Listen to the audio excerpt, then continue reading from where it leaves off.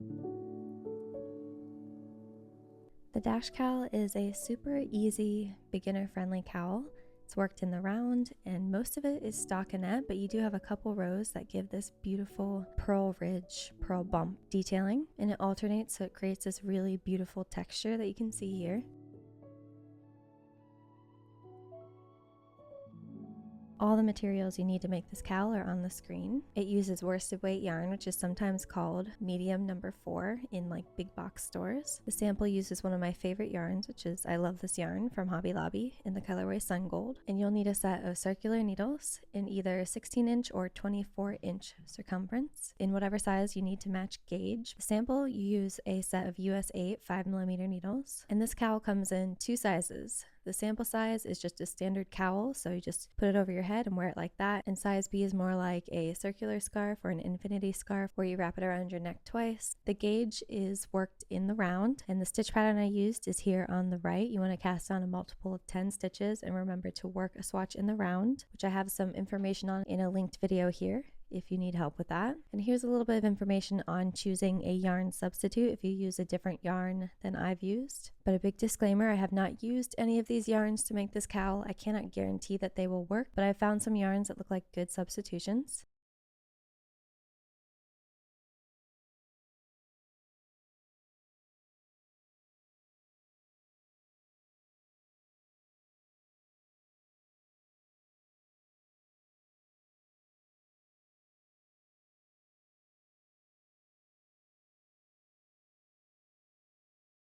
At the beginning of this pattern, you'll want to cast on either 101 or 221 stitches. I used a long tail cast on method, but you can use whichever method you prefer. And I'll show you how to do this, but you want to do an invisible join in the round. And if you do not use my invisible join in the round method, you'll want to cast on just 100 or 220 stitches in preparation for round 1. So here I have all my cast on stitches on my needles. And what I'm going to do is I'm going to go around the whole thing and make sure that the cast on stitches are on the inside here and that nothing is twisted. And once I've determined that nothing is twisted, I can go ahead and pick it up and prepare to knit. Now I'm going to show you how to do an invisible join in the round. If you don't follow this method, you'll need one less stitch than I previously said because you're going to be decreasing 1 stitch when you join in the round. Okay, so you'll want your working yarn attached to your right hand needle, and you're going to take your right hand needle and go into the first stitch on your left hand needle from right to left, basically as if you're going to purl, but keep the yarn in the back of your work. So go into the front loop of the first stitch on your left hand needle from right to left and just lift your right hand needle up to slip it from one needle to the next. And now we're going to go into the second stitch on your right hand needle and pull it over this first stitch and off. Go into the front loop of the second stitch from left to right, and I like to hold on to this first stitch here with my index finger. Go into that second stitch from left to right, pull it over that first stitch and off, okay? And it's going to be really loose and wonky like this, but just go ahead and pull on both the working yarn and the tail yarn. You don't have to pull super tight, but you just want to kind of close any loose stitch that you have there. And there you have it. You can go ahead and place your marker on your right hand needle and you are ready to work in the round. First, we're going to work some beginning garter. If you want to work ahead, this is the instructions for it, but I'll walk you through it. So we're going to knit our first row. So go into the front loop of the first stitch. Kind of crisscross your needles like that. Yarn over, bring the yarn from front to back over your needle, pull it through, slide off. And you're just going to do that all the way around this entire row. Go ahead and do that until you come back to the marker, and I will meet you back here for row 2. And then it's always implied that when you get to the end of a row that you slip the marker. So just slip it from one needle to the next. And now row 2 is a purl row. You can go ahead and bring your yarn in between your needles to the front of your work, and you are ready to work round 2. Round 2 is just all purl stitches. So go into the front loop of the next stitch from right to left, yarn over, pull through, slide off, and again. And that's it. You just do that all the way around the row, and I will meet you back here for row 3. As always, when you get to the end of the row, you're just going to slip the marker. And for round 3, you're going to slip the first stitch, and then you're just going to knit the rest of the round. So you're doing this because when you knit in the round, you're basically knitting a spiral, because where your row ends is slightly higher than where your row began. This isn't super noticeable on like a stockinette knit round, but on purl rounds, because you get these ridges of purl bumps, it becomes quite noticeable in the round. So we slip the first stitch of each knit round to even up these purl bumps, okay? It just makes it look a lot neater. So keeping the yarn in the back of your work, you're going to go into the first stitch as if to purl. So go into the front loop of it from right to left, and you're just going to slip it to your right hand needle. So just slip it on over. And then you're just going to carry on knitting the rest of the round. So go into the front loop of the next stitch as if to knit. Crisscross your needles like that, yarn over, pull through, slide off. And you just keep doing that. Just knit all the way around, and it's as simple as that. Here again is the beginning garter all written out. We've already walked through it, but if you need it for reference, here it is. So now that you're done with your beginning garter edging, you are ready to work in the stitch pattern. I've already worked 2 repeats, as you can see here, and I'm going to walk you through one, okay?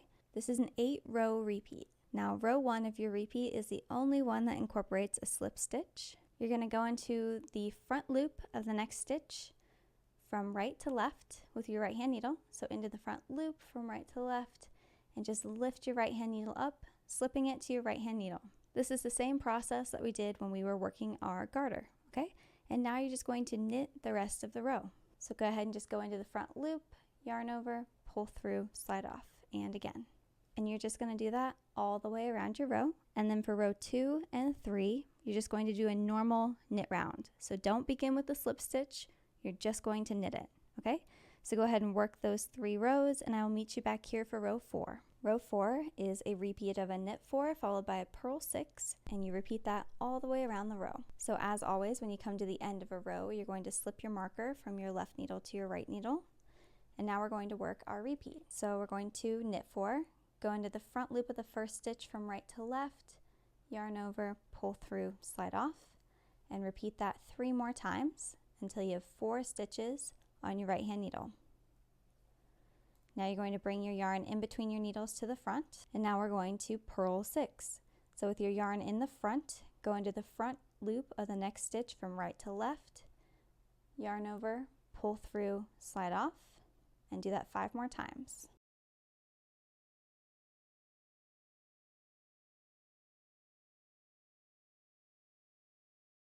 You can count the bumps on your needle, so 1, 2, 3, 4, 5, 6. And we know that we've done 6 stitches. And that's just 1 repeat. So go ahead and bring your yarn in between your needles to the back. And that's it. You just repeat a knit 4 followed by a purl 6 all the way around your row. And then rows 5, 6, and 7 are all just plain knit rows. So go ahead and work those next 4 rows, and I will meet you back here for row 8. So at this point, you should have worked 7 rows, and you're ready to work your final row of your repeat. For row 8, you're going to work a purl 5, followed by a knit 4, and then you're going to work a repeat of a purl 6, knit 4, until you only have 1 more stitch left, which you will purl. So remember to slip your marker to your right hand needle, and now you're going to bring your yarn in between your needles to the front, and we're going to work a purl 5. So you go into the front loop of the next stitch with your right needle from right to left, yarn over, pull through, slide off, and do that 4 more times.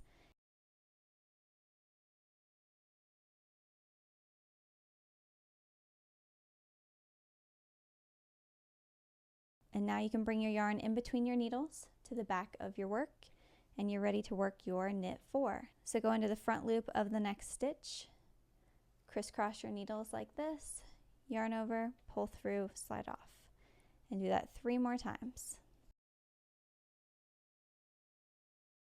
And now you're ready to work your repeat.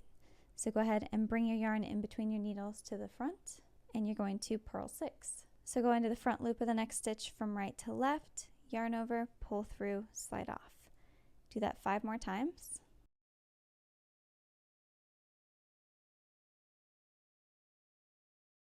Again, it should give you 6 of these little bumps. So then you bring your yarn in between your needles to the back of your work, and you're ready to knit 4. So go into the front loop of the next stitch, crisscross your needles, yarn over, pull through, slide off, and do that 3 more times for a total of 4 knit stitches. And that's it for your repeat. So go ahead and repeat that purl 6 followed by knit 4 until you have only 1 stitch left, and I'll meet you back here for that. So an easy way to tell if your purl ridges are in the right area If we follow this first purl bump here in this ridge, it'll correspond with the last purl bump of the ridge below it. It's all in the same column here. And the last stitch in our purl ridge on our current row should correspond with the first purl bump in the ridge below it. Okay? So here's the last one in our current row. Follow it down in the same row, and here's the first one of the ridge below it. So they should always line up in that way. So I'd say about 3 or 4 times throughout a row, I will stop and look down to make sure that my purl ridge that I'm currently knitting lines up with the purl ridges below it. And when we get to our last stitch, so I've worked one final purl 6 and a knit 4, and I have one stitch left on my needle, and I'm just going to purl it. So bring your yarn in between your needles to the front, and you're just going to go into the front loop of that next stitch from right to left, yarn over, pull through, and slide off, and then slip your marker. You can go ahead and bring your yarn in between your needles to the back, and that's it. That is your stitch pattern repeat for the horizontal dash cowl. So remember, you're always going to slip the first stitch of your row 1 repeats, and you do this because you have purl ridges on your left needle and you have the purl ridge on your right needle. And so when we knit in the round, we're essentially knitting a spiral. Okay, so the beginning of our round is slightly lower than our end of our round. With purl bumps, it's more noticeable because you've got those ridges. So you slip the first stitch of the next row to kind of bring those purl bumps up together. It's not perfect, as you can see. They're just ever so slightly off. This will get a little bit more evened out with blocking, but they're not going to be perfect. But if I wasn't slipping stitches, it would be far more noticeable. And here are our stitch pattern repeats for reference. It's an 8-row repeat, and we're going to work it once, and then you work it an additional 7 or 3 times for a total of 56 or 24 additional rows. So again, you work it initially once, and then additionally 7 or 3 times. And then we're going to do an end garter edging, which is very similar to our beginning garter. I'm not going to walk you through it because we've already demonstrated all of these kinds of rows, so you can go ahead and rewind if you need to learn how to do it again, but it's all written on screen for you. And then you're going to bind off all stitches, and the sample uses a standard purl bind off, which I'll demonstrate next, but you can use whichever method you prefer. So in this next clip, I'm going to show you how to bind off. I've just taken this from another cowl that I've worked on. So the stitch pattern in the body of the cowl will look different, but the process are exactly the same. So go ahead and bring your yarn in between your needles to the front of your work.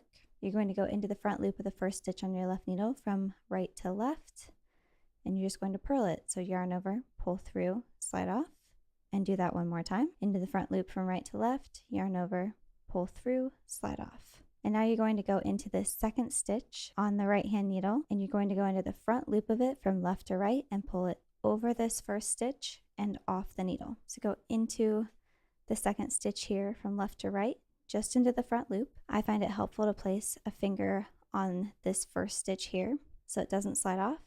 And you're going to pull that second stitch over the first and off. And now for the rest of your bind off, you're going to purl one, bind one off all the way around. So go into the front loop of the next stitch from right to left, yarn over, pull through, slide off to purl it, and then we're just going to repeat that bind off process. Go into the front loop of the second stitch here from left to right, hold on to this first stitch with your finger and pull that second stitch over and off.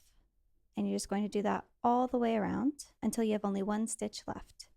So go ahead and do that, and I'll meet you back here for the end. So once you get down to one stitch on your needle, you can go ahead and cut the yarn, leaving a tail long enough to weave in later.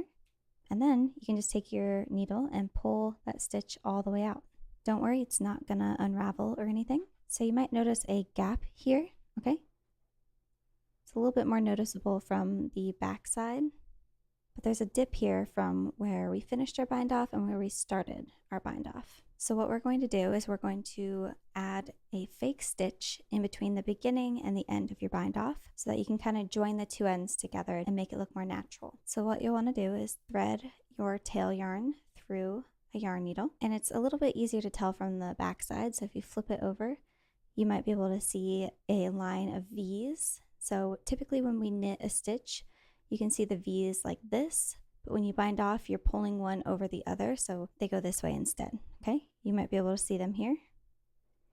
Here's one, here's one. So we're just going to follow that all the way over to our beginning of our round. So if you'll notice here, this is the beginning of our round, this whole column here. So we go up to the top of it, and since it's a purl bind off, it's a little bit hard to tell. So here's our right leg. You can see it right here. Since we have two left legs here, there's one, here's one. It can be a little bit hard to tell, but the one that we want is right next to the second one here. So if we just go one right over, we can find it right there. I have a more in-depth video on this if you want to watch the whole thing, but just find a really clear one and move over until you get to the beginning of the round. Here's another clear one. And then this would be the next clearest, and this is our last full one before we have this gap here. So you're going to take your yarn needle and, just like I have, go underneath both legs of that V of our bind off stitch, right? And from front to back, pull that yarn through, and it will kind of pull the other side towards you. So you want this length here to be about the same width as all of these stitches here, because you want it to blend in with all of these. So make sure the tension is about the same there as all the others. If you need to loosen it, just pull up on it. If you need to tighten it, just pull on the working yarn. So then we need to look at our last bound off stitch, okay, which we can see looks a little bit scrunched, but you can see both legs of it right there. It is a V, and there is a left leg and a right leg. We're going to go down through the middle of it. So you see where this string comes out of? That's essentially what we're going to go down through. So if it's a V like this, you're going to take your needle and go through the middle and out the back underneath the right leg. So through the middle and out the back. And then you just pull it through. And again, you want this stitch that you've created to be about the same size as all the others. So now you can see it creates a much neater finish. You can almost not tell which one is which. Now, because we're working purl stitches in the round, it's a little bit wonky because you have a jog here. So if it was just plain stockinette in the round, it would look much neater, but this is much neater than it would have been otherwise. So now you're just going to weave in your ends. So I've flipped my project over, and I'll show you quickly how I would weave in my ends. There's no right or wrong way to do this. I change it up every time depending on, what looks best to me in the moment. So again, remember, you don't want to go just straight up or just straight horizontal. You want to go a little bit diagonal. So I'm just going to, go underneath a couple of these loops, and I'm going to go underneath this whole stitch here. See how I went underneath both legs of it? Pull through, just go up through the bump next to it, and then I'm going to go underneath this one. There's not a whole lot of thought put behind this. I usually just do whatever, feels like it's going to be secure. Then I'm going to go up a little bit to make sure it goes a little bit diagonal. So really, you're just kind of going underneath certain stitches, underneath certain pieces of yarn. It doesn't have to be super methodical.